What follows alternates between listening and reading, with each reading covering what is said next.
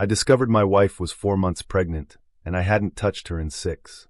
The realization hit me like a freight train on an ordinary Tuesday evening when I found the ultrasound pictures tucked inside her purse while looking for my car keys.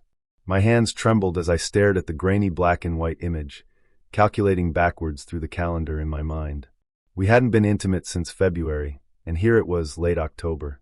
The math didn't lie, even if Bertha apparently had been lying for months. My name is Patrick, and until that moment, I thought I had a pretty good handle on my life. I worked as an international sales specialist for a tech company, which meant long hours and frequent video conferences with clients across different time zones, but the money was solid, and I genuinely enjoyed the work. Bertha was a nurse at County General, working the evening shift most weeks. We'd been married for 8 years, living in our comfortable 2-story house in suburban Ohio with our chocolate lab, Cooper, who right now was the only family member I could trust completely. I stood frozen in our bedroom, the ultrasound photo trembling in my hand. Cooper nudged my leg with his wet nose, sensing something was wrong the way dogs always do. I scratched behind his ears absently, my mind racing through possibilities, looking for any explanation that didn't end with my wife carrying another man's child. But there wasn't one. The dates were irrefutable. Looking back now, I realized the signs had been there for months, but I'd been too comfortable, too trusting to see them. It started around March. Bertha began coming home later and later from her shifts. At first, her explanations seemed reasonable enough. Staffing shortages, emergency situations, extra paperwork. Healthcare was demanding, I knew that. I'd been supportive, even encouraging, telling her to do what she needed to do for her career. But the late nights became more frequent. 3 times a week became 4, then 5. She'd walk through the door at midnight, sometimes later, with apologies and exhausted smiles. I'd usually already be in bed, my own work schedule keeping me busy enough that I didn't scrutinize her excuses too carefully. When I did ask for details, her answers were always vague. Complicated patient situations she couldn't discuss due to privacy laws, or administrative meetings that ran long. Then came the phone calls. Bertha had always been attached to her phone, but starting in late spring, it became an extension of her hand. She'd take it everywhere, to the bathroom, out to the backyard when she let Cooper out, even clutching it while she slept. The screen was always face down on tables. Notifications were silenced. When I'd walk into a room, she'd quickly close whatever she was looking at. "Work stuff," she'd say with a casual wave when I asked. "HIPAA compliance, you know how it is." I didn't know how it was. And I also knew that nurses didn't typically spend hours texting about patient care at 11 o'clock at night while hiding their screens from their husbands. But the real warning sign, the one that should have sent me digging for answers months earlier, was the emotional distance. Bertha and I had always been affectionate, not overly so, but comfortable. We'd watch TV together with her feet in my lap, or I'd come up behind her while she cooked dinner and wrap my arms around her waist. Those small intimacies disappeared gradually enough that I didn't notice at first. By summer, we were like roommates who happened to share a bed. When I'd reach for her at night, she'd claim exhaustion or a headache. Our physical relationship, once warm and regular, dried up completely. "I'm just stressed from work," she'd say, rolling away from me. "The hospital's been crazy." I'd accepted it, believed it, made excuses for her in my own mind. She was working hard, she was tired. We were just going through a rough patch that all married couples experienced. I never imagined the truth, that she was saving her energy and affection for someone else. Now, standing with proof of her betrayal literally in my hands, I felt something cold and hard settle in my chest. The hurt would come later, I knew. Right now, I needed information. I needed to know everything. I carefully placed the ultrasound back where I'd found it and closed her purse. Bertha was at work. Her shift didn't end until 11. I had hours to think, to plan. Cooper followed me downstairs to my home office, his nails clicking on the hardwood floors. I sat at my desk, staring at my computer screen without really seeing it. Who was he? That was the question burning through my brain. Who had my wife been sneaking around with for months? Who had gotten her pregnant? And why? Why wasn't our marriage enough for her? I pulled up our cell phone account online. We were on a shared plan, and while I'd never been the type to monitor her calls or messages, desperate times called for desperate measures. But when I logged in, I found nothing unusual. Her call logs showed conversations with her mother, her sister, a few numbers I recognized as her co-workers. Text messages were sparse and mundane. Either she'd been remarkably careful, or she was using an app one couldn't track. Next, I checked our credit card statements. Again, nothing immediately suspicious. Charges at the grocery store, gas stations, a few restaurants I recognized as places near the hospital. She wasn't financing hotel rooms or expensive gifts on our joint accounts, which meant she was either using cash or, more likely, he was paying. I leaned back in my chair, frustration building. How was I supposed to catch her if she'd covered her tracks so carefully? I needed concrete evidence, something irrefutable that would tell me exactly who this man was and how serious their relationship had become. That's when I remembered the GPS tracker. I'd bought it 6 months earlier for an entirely innocent reason.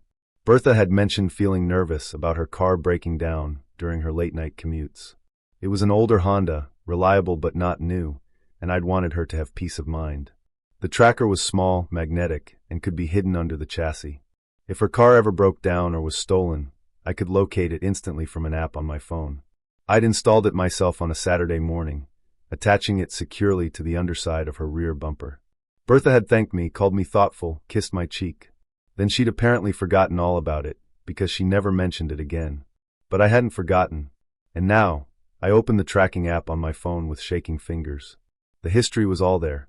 Every place her car had been for the past 6 months, time-stamped and mapped. My eyes scanned the data, looking for patterns. Most locations were predictable. Our house, the hospital, her mother's place across town, the grocery store, the gym she claimed to visit but apparently didn't anymore. But there were other stops. Frequent stops. Several times a week, her car was parked at an address I didn't recognize, always late at night, always for 2 to 4 hours. The location was in a neighborhood about 20 minutes from our house, in an area I wasn't familiar with. I plugged the address into Google Maps and felt my stomach drop. It was an apartment complex. Not particularly nice, not particularly rundown. Just a generic, 3-story building with outside stairs and a parking lot. Street view showed it was the kind of place where young professionals lived, affordable, clean, anonymous. This was where she was going. This was where he lived. I scrolled through the tracking history with morbid fascination. The visits started in mid-March and continued right up through last week. Sometimes 2 visits a week, sometimes 4. Always late evening, always for hours. On nights she told me she was working late or covering extra shifts. Her car was parked at this apartment building. My wife had been conducting an affair with remarkable consistency and dedication for 7 months. And now she was pregnant with his child. Cooper whined and put his head on my knee. I stroked his soft ears, grateful for his uncomplicated loyalty. Dogs never cheated. Dogs never lied. Dogs just loved you and stuck by your side. What do I do, boy? I whispered. He had no answers, but I knew what I needed to do. I needed to see this man for myself. I needed to know who had destroyed my marriage. And I needed to catch them together, with evidence that couldn't be denied or explained away. But I also needed to be smart about it. Rushing and angry would only tip them off and give Bertha a chance to craft a story. I'd learned from my international sales work that information was power, and the more you had before a negotiation, the stronger your position. This was a negotiation of sorts, a negotiation for the truth and for my future. I decided to wait until her next visit. According to the pattern I'd observed, she'd likely go there again within the next few days. When she did, I'd follow at a distance and see exactly what I was dealing with. The opportunity came sooner than expected. The very next night, Wednesday, Bertha came downstairs at 8 o'clock dressed for work in her scrubs. She kissed the top of my head absently, a gesture so routine it probably meant nothing to her, but now felt like a mockery to me. "Long shift tonight," she said, grabbing her keys. "Probably won't be home until midnight. Don't wait up." "Drive safe," I replied, keeping my voice neutral. Cooper got up to say goodbye to her, tail wagging, oblivious to the betrayal. I waited 5 minutes after she left, then grabbed my own keys and headed out. My hands were steady now, my mind clear. I'd always been good at compartmentalizing, at staying focused under pressure. It's what made me successful in sales. Now I'd apply those same skills to uncovering my wife's affair. I tracked her on my phone as I drove, keeping several cars back, so she wouldn't notice me. Not that she was looking. She had no idea I'd been tracking her movements for months through the forgotten GPS device under her car. She drove straight past the hospital, not even slowing down as she passed the turnoff. My jaw tightened. She wasn't even pretending anymore. 20 minutes later, just as the tracking history had predicted, she pulled into the parking lot of the apartment complex. I parked on the street a block away, positioning my car where I could see her Honda, but hopefully wouldn't be visible to her. I watched through my rearview mirror as she got out, locked her car, and walked toward the building. She didn't hesitate, didn't look around nervously. She moved with the confidence of someone who'd made this trip dozens of times before. She climbed the exterior stairs to the 3rd floor and stopped at a door near the end of the building. She knocked twice, and within seconds it opened. A man appeared in the doorway, and even from a distance, I could see the way his face lit up when he saw her. He pulled her inside, his hand on her lower back, intimate and familiar. The door closed behind them. I sat in my car, gripping the steering wheel so hard my knuckles turned white. There it was. Visual confirmation. My wife had just walked into another man's apartment like she belonged there. I forced myself to breathe slowly. Getting emotional now wouldn't help. I needed to see this through, to gather as much information as possible. I pulled out my phone and took photos of her car in the parking lot, time-stamped by my phone's camera. Then I got out and walked closer to the building, careful to stay in the shadows. Up close, I could see the apartment number clearly, 3F. I made note of it, along with every other detail I could observe: the dark blue welcome mat outside the door, the small potted plant on the railing, the flickering light fixture nearby. I took more photos, documenting everything. Then I settled back in my car to wait. This was the hardest part, sitting there knowing my wife was inside with him, doing God knows what, creating memories and intimacy that should have been mine, carrying his child while still wearing my wedding ring. 2.5 hours later, the door finally opened. Bertha emerged first, and the man followed her out onto the landing. The exterior lights were better here, and I got my first clear look at him. He was younger than me, mid-20s maybe, with dark hair and an athletic build. Handsome in a conventional way. He wore jeans and a t-shirt, casual and relaxed. As they stood in the doorway, he pulled Bertha close and kissed her. Not a quick goodbye peck, but a real kiss, deep and passionate. When they finally broke apart, he placed his hand on her stomach, still flat, showing no signs of the pregnancy growing there, and said something that made her smile. I took photos of them together, my heart hammering in my chest. This was it. Irrefutable proof. The timestamps, the location, the intimate behavior. No lawyer or judge would question what was happening here. They kissed again, and then Bertha started down the stairs. The man, I still didn't know his name, but I'd find out, watched her go with an expression I recognized because I'd once looked at her the same way. He loved her. This wasn't just a casual affair. This was serious. I waited until Bertha had driven away before I approached the building again. I took one more photo of the apartment door and the number, then walked back to my car. I didn't follow her home. Instead, I sat there for a few more minutes, processing what I'd seen. My marriage was over. That much was clear.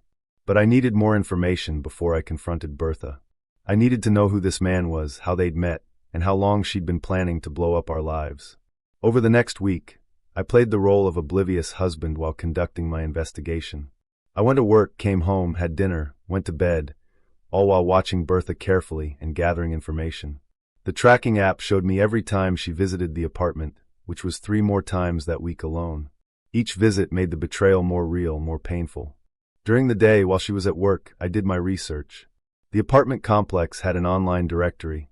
I couldn't access individual tenant information, but I could see the building layout. Unit 3F was a 1-bedroom apartment. I ran the address through every public records search I could find, but nothing came back with a name. The complex probably had the lease under a management company. I needed a different approach. One evening when I knew Bertha would be at the apartment, I called the complex's main office from a blocked number. "Hi, I'm trying to reach my buddy in 3F, I said casually. "But I lost his new number. Can you tell me the name on the lease so I can look him up?" The woman on the other end hesitated. "I'm sorry, sir, we can't give out tenant information." "Come on, I'm just trying to reach my friend. I know he lives there, I've been to his place. I just need his full name." "Sir, I really can't help you with that. Company policy. Dead end. I'd have to find another way." The answer came from an unexpected source, Cooper. The next Saturday, I decided to take our dog for a walk in the neighborhood near the apartment complex. I'd noticed a small park nearby when I'd been staking the place out, and I figured Cooper deserved some exercise. Plus, it gave me an excuse to be in the area. We were walking past the apartment building when I saw him, Bertha's lover, coming out of the main entrance with a gym bag over his shoulder. He walked right past me, not giving me a second glance. Why would he? He had no idea who I was. To him, I was just another guy walking his dog. But Cooper, being the friendly lab he was, immediately pulled toward the man, tail wagging, wanting to say hello. The man smiled and stopped to pet him. "Hey there, buddy," he said, scratching Cooper behind the ears. "Aren't you a good boy?" "Sorry," I said, keeping my voice friendly and neutral. "He loves everyone." "No worries. I love dogs. Always wanted one, but my place is too small." He gave Cooper one more pat, then stood up. "Have a good one." "You too," I said, and watched him walk toward the parking lot. He got into a red Toyota and drove away. I quickly pulled out my phone and snapped a photo of his license plate before he was out of sight. That night, I paid for an online license plate lookup service. Within minutes, I had his information. Hector Martinez, age 27, current address matching the apartment I'd been watching. No criminal record, no outstanding warrants. Just a regular guy who happened to be sleeping with my wife. Now I had everything I needed: his name, his address, photographic evidence of their relationship, GPS tracking data showing dozens of visits, and knowledge of Bertha's pregnancy. The question now was what to do with all this information. Confronting her directly would give her a chance to lie, to try to manipulate the situation. I'd seen her do it before with smaller things: a forgotten birthday, a missed commitment. She was skilled at turning things around, making you feel like you were the unreasonable one. I couldn't risk that. This was too important. I needed legal advice. Monday morning, I took a long lunch break and drove across town to meet with a divorce attorney I'd found through an online search. David Chun came highly recommended, with a reputation for being aggressive and thorough. His office was on the 5th floor of a downtown building. He was younger than I expected, maybe 40, with sharp eyes and a firm handshake. "Tell me everything," he said once we were seated in his office. I laid it all out: the timeline, the evidence, the pregnancy. I showed him the GPS tracking history, the photos, the timestamps. He listened without interrupting, occasionally making notes on a legal pad. When I finished, he leaned back in his chair and nodded. "You've built a solid case. The GPS tracking is legal since the vehicle is jointly owned and registered to both of you. The photos were taken in public spaces. The pregnancy is going to be the key factor here." "How so?"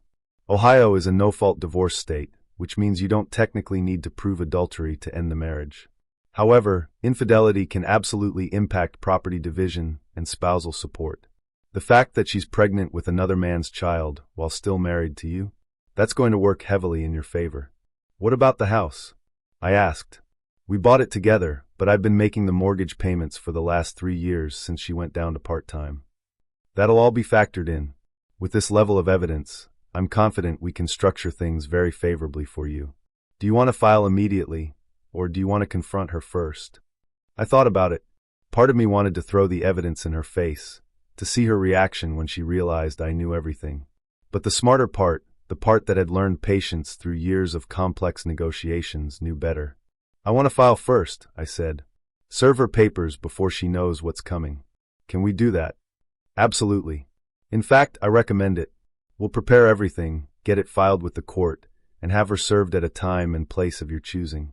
Given the circumstances, we should also file for immediate exclusive possession of the marital residence." "Meaning she'd have to move out?" "Exactly. You're the primary earner and mortgage payer. She's conducting an affair and is pregnant with another man's child. A judge will likely grant you possession of the house, at least temporarily, until everything is finalized." A cold satisfaction settled over me. Bertha wanted to build a new life with Hector? Fine. She could do it on her own dime, in her own place, without taking anything that was rightfully mine. "Let's do it," I said. "How long will it take to prepare the paperwork?" "I can have everything ready by the end of the week. We'll need your financial documents, property deeds, that kind of thing. I'll send you a list of what I need." We spent another hour going over details. I signed a retainer agreement and wrote a check for the initial legal fees. It was a lot of money, but it was worth it. This wasn't about revenge. It was about protecting myself and ensuring I didn't get taken advantage of while my world fell apart. Over the next few days, I gathered everything David requested: bank statements, tax returns, the house deed, vehicle titles, documentation of every payment I'd made toward our shared expenses. Bertha noticed I was distracted, but didn't press the issue. She was too busy with her own secret life to pay much attention to mine. The tracking app showed she'd been to Hector's apartment 4 more times. I didn't follow her anymore. I didn't need to. I knew where she was going and what she was doing. Instead, I focused on preparing for my new future, one without her. Friday afternoon, David called. Everything's ready. The papers have been filed with the court. When do you want her served? Tomorrow morning, I said. She has a rare Saturday off. She'll be home. I'll coordinate with the process server. They'll arrive around 10 a.m. Make sure you're there. I want you present to document her reaction, and in case there are any issues. That night, I barely slept. Bertha lay next to me, completely unaware that her comfortable double life was about to implode. I wondered if she dreamed of Hector, if she fantasized about her future as a mother to his child. Did she feel guilty at all, or had she rationalized her betrayal into something acceptable? Saturday morning came with bright sunshine and clear skies. Bertha was in the kitchen making coffee when I came downstairs. Cooper greeted me enthusiastically, and I took him outside to the backyard, wanting him out of the way for what was about to happen. At 9:58 a.m., a car pulled up in front of our house. A woman in business casual attire got out, carrying a manila envelope. I watched from the window as she walked up to our front door and rang the bell. Bertha answered, still in her pajamas, coffee mug in hand. "Bertha Mitchell?" the woman asked. "Yes. You've been served." She handed over the envelope and walked away. I moved to the kitchen doorway as Bertha stood there, confused, staring at the envelope. She closed the door slowly and turned it over in her hands. "What is that?" I asked, my voice calm. She looked up at me, and I saw the first flicker of concern in her eyes. "I don't know." She tore open the envelope and pulled out the documents inside. As she read, her face went pale. "Patrick, what is this?" "Divorce papers," I said simply. "Divorce? What are you talking about? Why would you?" She stopped, scanning the pages more frantically now. I watched as she reached the section detailing the reasons for dissolution of marriage. Her eyes widened. "You know," she whispered. "About Hector? About the baby? Yeah, I know everything." The coffee mug slipped from her hand and shattered on the kitchen floor, sending brown liquid and ceramic shards across the tiles. She didn't seem to notice. "Patrick, I can explain." "Explain what?" "How you've been sleeping with another man for 7 months. How you're pregnant with his child. How you've been lying to me almost every single night." My voice remained level, controlled. I'd promised myself I wouldn't yell, wouldn't give her the satisfaction of seeing me lose control. "It's not what you think." "Really?"